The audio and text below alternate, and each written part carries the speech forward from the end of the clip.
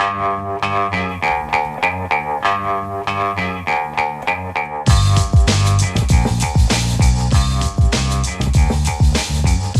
Lehrer on WNYC. Well, there was big news last night on the government shutdown front. If you haven't heard this yet, 10 Democratic or independent members of the Senate, I think it was 8 Democrats, 2 independents, broke with the rest of the Democrats to advance a bill to end the shutdown, at least through January, and get a separate vote on extending Obamacare subsidies that the Democrats have been holding out over. Headlines this morning include USA Today, Democrat versus Democrat, and Politico, Dem Civil War.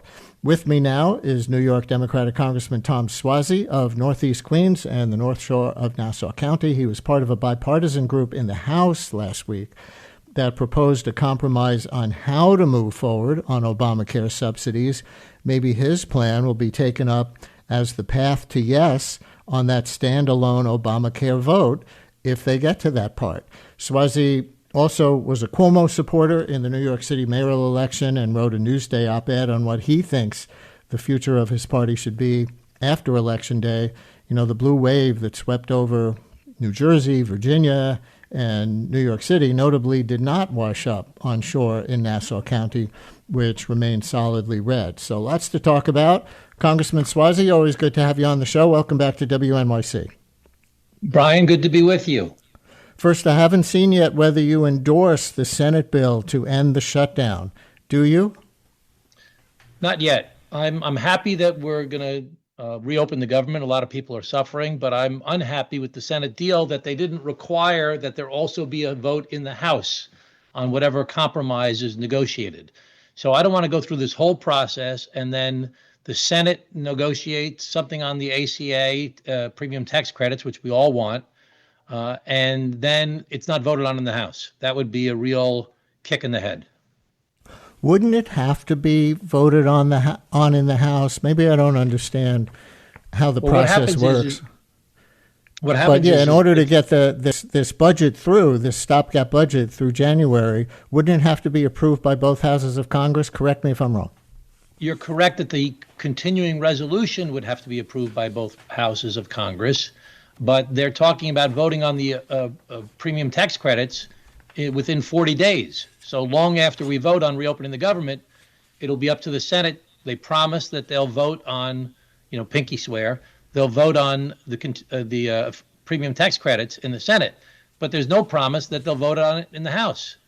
So I'm trying to negotiate with some of my Republican colleagues to say, listen, you want our votes on the continuing resolution? We need a vote in the House on whatever they vote on in the Senate. Do you want to go right into the compromise on Obamacare subsidies that you and I see one other Democrat plus 2 Republicans have been working on as part of the Problem Solvers Caucus, which some of our listeners may know of, some may not know. That includes some Democrats, some Republicans who, even in this polarized world, try to work on some bipartisan solutions to things? So, there's been a couple different things. There was this was not actually part of the Problem Solvers. This was done by myself and Congressman Don Bacon, Congressman Josh Spadheimer from New Jersey, and Congressman Jeff Hurd from Colorado. And we said, listen, let's do a framework whereby we'll extend the premium tax credits for 2 years, and we will have a phase out as to who gets the premium, starting at $200,000 up to $400,000. And, we all want to see this solved, and we don't want to see people suffer like this. And we're not going to figure out the perfect solution, so let's extend it for a period of time. So that was the framework that we laid out. There was a lot of action behind that with a lot of people talking about that. And that was hard because we went out on a limb to do something separate and apart from our leadership on both sides. I worked on something else, before the shutdown, where there were 12 Democrats and 12 Republicans that said, let's extend the premium tax credits for a year. And then we'll work out, a longer term plan during that year. But let's not shut the government down. Let's just extend it for a year.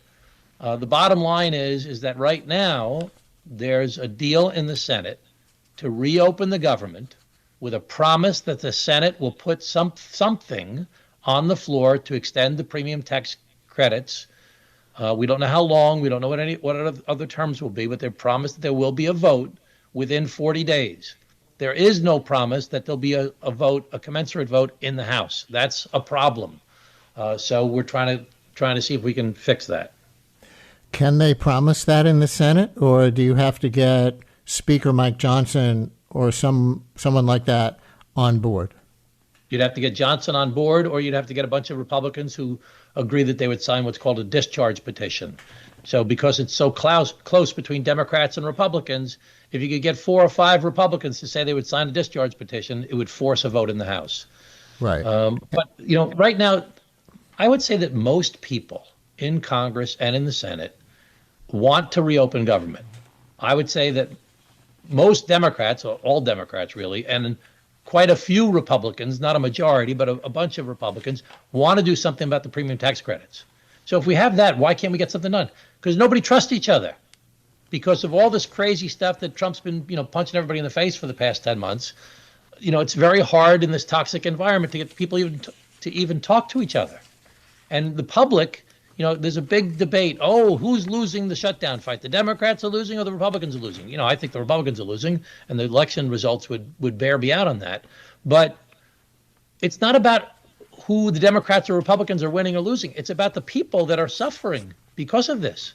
And everybody thinks we're a bunch of idiots.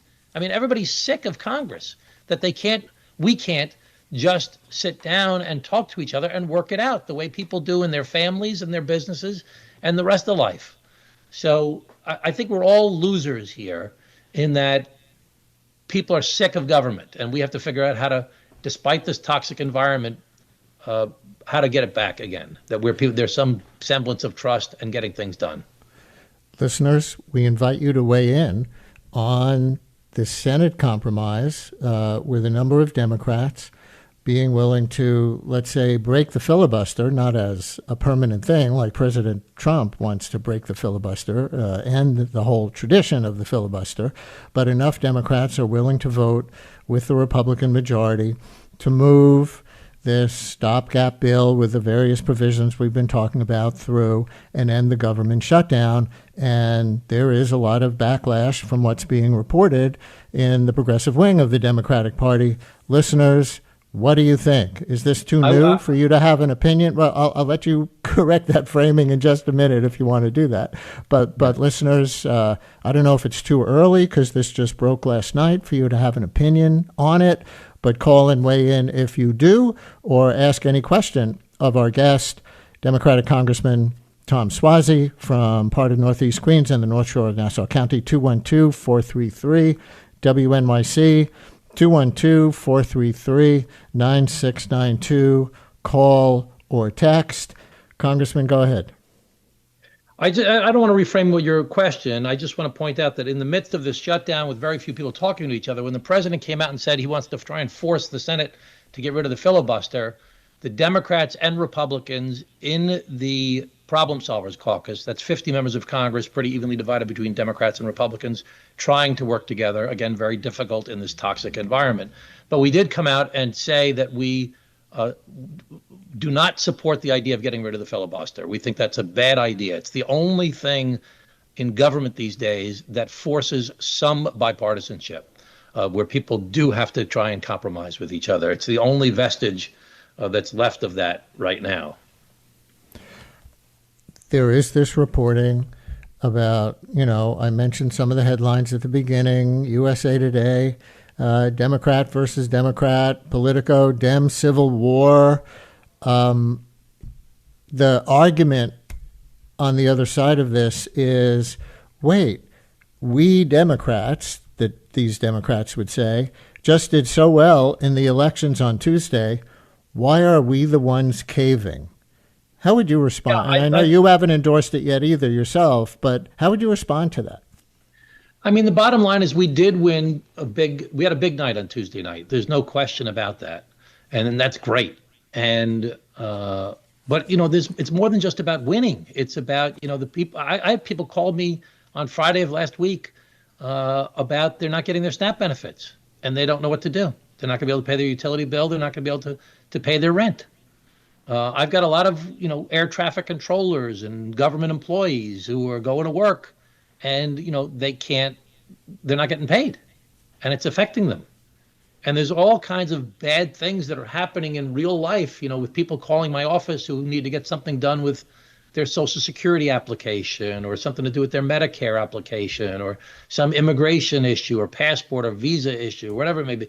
And they're just like, what's wrong with you guys? I'm suffering out here. So, we're all, I think, want to open the government. And I'm happy we're opening the government, but I'm share some of these concerns that this deal that was negotiated does not include a required vote in the House. If we knew we were going to get a vote in the House, I'd probably support this deal. I think that the Democrats. What do we do? What do we do during the shutdown? We were like I said before. We've been getting slapped around for 10 months, kind of all over the place. And if you poll the American people and you ask them, what are the issues you care about the most? Number one is affordability. That was borne out in the elections on Tuesday. Number two is immigration. Number three is taxes. Number four is crime. And number five is health care. Well, by talking about the affordability of health care, which is the basis of this shutdown, we have reasserted the fact that the Democrats are out fighting for you on issues you care about, affordability and health care. Which I think we always have. We just didn't do as an effective a job communicating that as being a priority of ours. But now we've done very effectively. So now the Republicans have to decide, are you with the people or are you not with the people? Because everybody's prices are still going up. People's prices are still up because of the tariffs.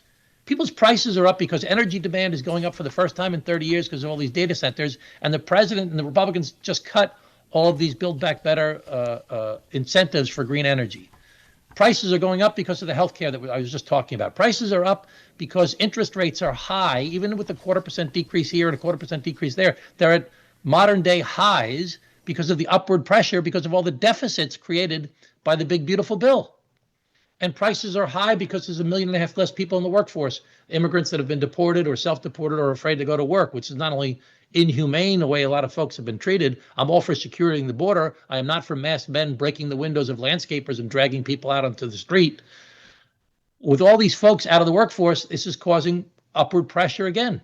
So all these things, President said on day one, he says, I'm going to rapidly reduce prices. Well, prices are going up because of these 5 things: tariffs, energy, health care, interest rates, and the labor force.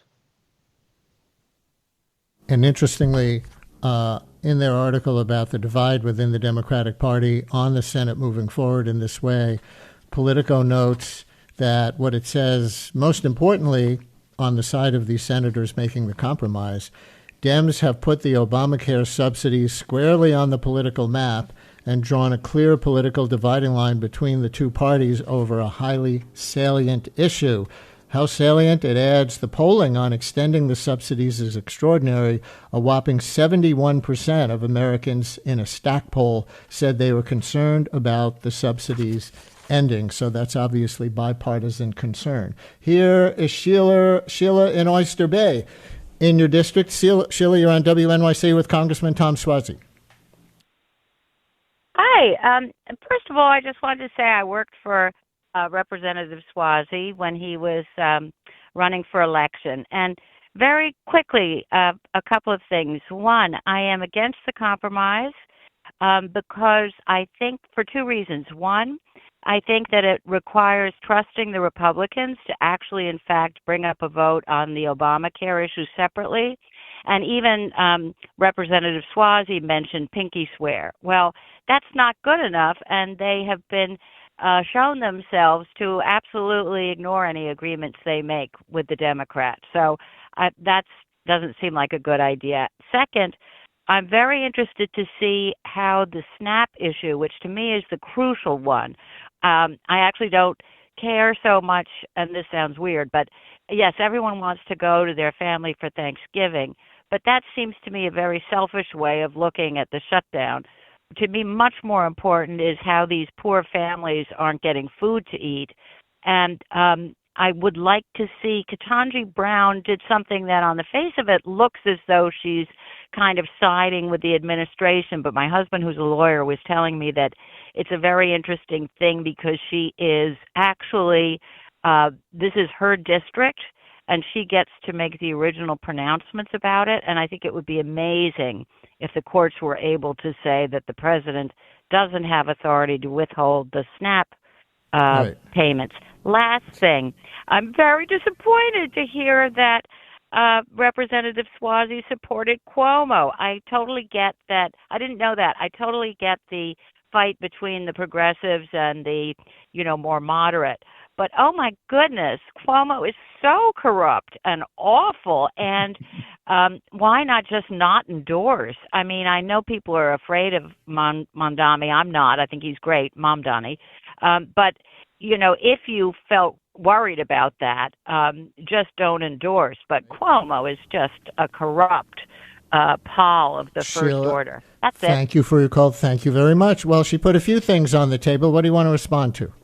Well, I'll respond to all of it. But let me first say that on SNAP, the president is just being mean-spirited here. This is just mean. The money is there to feed poor people, low-income people, children, elderly people, disabled people. The idea that he's using this as people hostage like this is just mean-spirited, and I think that's going to continue to hurt him while it's hurting all these folks. It's just plain, straightforward mean. As far as the polling that you talked about before and about how we've put it on the table that this issue is out there, we've kind of won this fight about making the affordability of health care a clear choice between the Democrats who are credible on this and the Republicans who are not credible on this. And so now they have to decide as part of this Senate vote. I know it's only a pinky swear, as we said before, but they can't not vote on it. They're too far out there on this. And if they didn't vote on it, they'd just look like fools. But they have to decide whether they're going to vote for a compromise or not vote for a compromise. They're going to have to be held accountable politically one way or the other. That's why it's so important to me that there also be a vote in the House so that people will be held. First of all, I want to help people. I want to help extend their premium tax credits. But I want to hold people accountable. Are you for people's health insurance being affordable or not? And that's why we need a vote in the House. I think there's enough support from Republicans and certainly from the Democrats to do it, but we have to have a vote in order to make that happen. And number three, Cuomo versus Mamdani. I've had my problems with Andrew Cuomo for 20 some odd years, quite frankly, but he won my district in Queens by 27%. And I was representing the people in my district, and I do not support the idea of democratic socialists. People have asked me, are you going to work with the mayor-elect? I said, I'll work with anybody. If you want to help people, I'm going to try and do the best I can to help. I'm going to trying to help New York succeed. I'll work with President Trump. I don't agree with him. I'll work with him to help America succeed. I'll work with anybody if you really want to work together to try and solve problems. So I don't agree with Mr. Mamdani on a lot of different things. I agree with his diagnosis. I think that Mamdani, much like Abigail Spanberger and Mikey Sherrill and even Donald Trump, all diagnosed the problem. People are economically insecure. They're concerned about affordability. They're sick of the disparities in wealth that exist and the concentrations of wealth that exist while so many people are struggling to get by. That's the correct diagnosis. I'm more inclined to follow Mikey Sherrill and Abigail Spanberger on their prescriptions and not Donald Trump or Zohran Mamdani on their prescription. But about your differences with Mamdani, let me quote from the article that you wrote in Newsday after the election. You wrote, "Capitalism must work for everyone, and the excess of concentrated wealth must be tempered with fairness. A full-time job should enable a person to own a home, educate their kids, pay for health care, and retire without fear. Policy must favor workers, drive down the cost of living, let Medicare and Medicaid negotiate with Big Pharma for lower prices." On immigration, you wrote the rule of law, guided by economic interest and moral principles, not masked agents creating chaos. How is any of that different on a policy level from what Mamdani actually ran on or espouses? Mamdani says he wants to raise taxes in New York City. When I was born, there were 42 members of Congress from New York State. Today, there's 26 members of Congress from New York State, and it's going down to 25. He says 2 points, 2 percentage points on people making $1 million or more per year. So I'd like to see a 2% increase, 2.6% actually increase in on high wealth individuals, people making above $400,000 a year at the federal level. And I'd like to see that money. There's a thing called revenue sharing we used to have in America. The money that's generated from the states, from each state, from the people in the states, and their federal income taxes goes back to the states. I'd like to see a 2.6% increase on the wealthiest Americans at the federal level, and that money goes back to the states where it was generated from. And then New York State can stop having this upward pressure on taxes that is forcing so many businesses and so many individuals out of our state. We have a big problem in our country that a lot of Democratic states are losing relative population to the rest of the country. The blue wall that we've talked about for several election cycles now is going away in the next census. It's not going to exist, the blue wall, because we're seeing more seats increasing in Florida and Texas and Arizona and North Carolina and South Carolina and Tennessee, and going down in New York and California and Minnesota and Wisconsin and Michigan and Illinois. So we have got to recognize that we don't want to race to the bottom. We don't want to be like Florida and Texas, where they don't pay their teachers. We don't want to be like Florida and Texas, where they have the highest rates of uninsured children, the highest rates of uninsured adults, whereas in New York, we have the lowest rates of uninsured children and the lowest rates of uninsured adults. We don't want to be like them, but we have to recognize we're in a competition as to where people are living in our country. And we are losing that race with some of these low-tax states. So we have to figure out how we can be competitive so that we can maintain our political influence in our country. And raising taxes in New York City is not the way to do that. Why do you think with the blue wave that did come even to New York City, we think of it as a very blue place, but a lot more Latinos, for example, voted for Trump last year than voted for either Cuomo or Sliwa this year. A lot of those people came home to the Democratic nominee, Mamdani. And, of course, you know what happened in New Jersey and Virginia, but not in Nassau County, which seemed to stay just based on the percentages in the local elections there, county executive, the county DA, et cetera. Mayor of my hometown. Yeah. Even in my Queens portion of my district, right. Vicky Palladino. Vicky Palladino, she's so MAGA. She won re-election in that part of Queens, as you say, even though she had a Democratic challenger, Ben Chu, former firefighter, who people considered a strong challenger. So why? Because I think that the Republicans effectively weaponized Mamdani and some challenges with the Democratic brand against us. For as long as I've been alive, longer than I've been alive, I'm 63. The Republicans on Long Island have said, stop the Queensification of Nassau, stop Nassau from becoming the sixth borough, which is a lot of code words as well. But the idea of socialism and Mamdani is a very scary. They did the same thing with immigration. They did the same thing with crime in the 2022 elections. They have created these boogeymen. I mean, I've heard stories. I don't know if it's true or not, that the Republican National Campaign Committee is offering $1,000 reward for whoever can get a picture of me with Mamdani. It's so absurd because you know what so the commercial. So they can use it against you next year. Let me get one more call in here on how this possible end to the government shutdown might resolve in the next round, which would take place in January. Aminata in Brooklyn. Hi, Aminata. Thanks for calling in. We have 30 seconds for you. Hi. Yeah, I'm just wondering if the House, if they don't, go for a vote on the ACA subsidies in the House, if the folks in the Senate, the Democrats in the Senate, would consider not voting against government funding when the CR expires in January, because just as a way to sort of you're not going to deliver on the promises of having a vote, we're going to hold it again.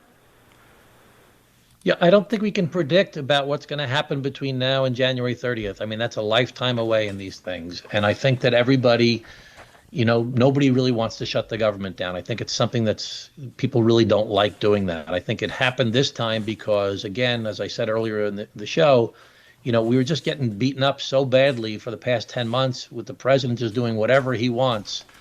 that we had to send a message that, this can't continue. And one of the other good things that the Senate did get in this negotiation is to undo a lot of the layoffs the president did. So that's one of the reasons they got the Virginia votes, for example, because there's so many government employees. So there's a lot of different moving pieces. I think what I have to do as a Democrat and other Democrats have to do is make it clear to people we're fighting for them. And we hear you loud and clear. You care about affordability. You care about the immigration issue. You care about taxes. You care about crime. You care about health care. I'd throw in, education and the environment in there as well, but that's not on the top 5 list. But I think that that's important. And the other important issues that people think we stand for, like choice and LGBT protections and saving democracy and climate change, are all very important issues. I have good records on all those issues. But that's not what people are talking about every day. That's not what they're worried about when they are talking to their family or they're talking to their friends at work or you're going to a barbecue or something like that. They're talking about affordability, talking about immigration, they're talking about taxes, they're talking about crime, and they're talking about health care. This fight on the affordability of health care is a good fight for us to have. Not only is it the right thing to do, but it's what people care about. Congressman Tom Suozzi, we always appreciate it. Thank you very much. Thank you, Brian.